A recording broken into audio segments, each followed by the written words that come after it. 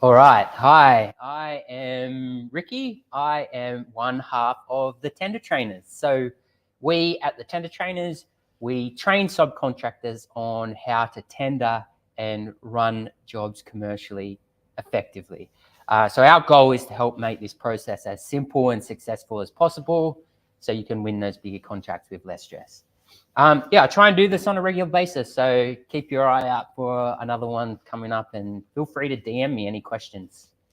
Okay, without further ado, let's jump into it. So this week's topic for discussion is around pricing for profit and getting the right price. So let's start with what pricing for profit is.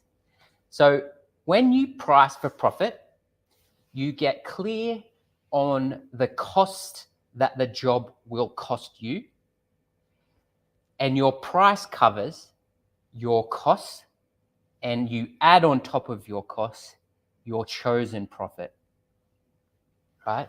So how do we do this with our pricing?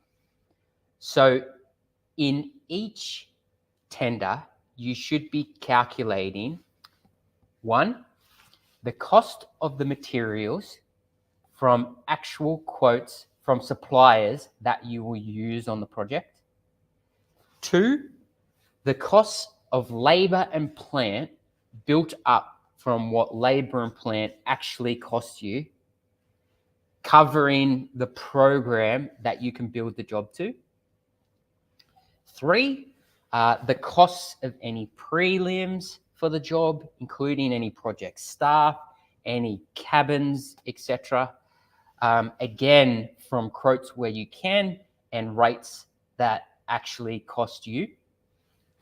Four, you should know and include how much you need to allow to recover your company's overheads. And five, there should be an allowance for risk where appropriate. Now, once you're clear on these elements and how much the job is going to cost you, then we can add on the profit that we're targeting. When we price this way, we're pricing from first principles and you're pricing for profit. So this kind of leads me on to a very important question. What is the right price for your tender? So very importantly, the right price is your price. The right price for you is the one that you can maintain your profit margin, make the job run smoothly, and ride out the bumps, right? It's not the price from a rate book. It's not the price that the client wants you to do the job for, and it's not your competitor's price. It's your price based on what the job will actually cost you.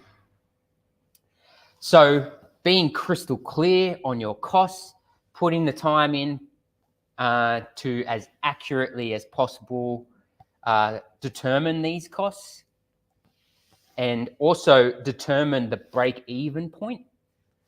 This is really, really important to getting pricing right. When you submit a tender, you should be clear on what price you're comfortable to complete the job at. And this would be how much the job costs you and a little bit of profit, or how much profit you're comfortable with. And you shouldn't be persuaded to fall below that, right? The client will ask, this happens quite often, particularly if their budget is if they've under budgeted the package, it tends to happen a lot, right? But they will ask, and you should be very clear on the point that you will not fall below. And getting clear on that, first you need to be clear on the costs. So taking the time to actually calculate this position on every job, this is really going to bring you clarity, and it's going to help with your decision making and ensure that you're setting up for a profitable project. Okay, that's it. That's it for this one. Short and sweet. Stay tuned. I'm going to cover another another impactful tendering topic. If you found this useful as well, check out our YouTube channel, The Tender Trainers, and also keep an eye out on LinkedIn and emails for our monthly Tender Talk, which is our free training session. So yeah, feel free to DM me if you want to come to the next one. Okay, thank you, and see you again soon.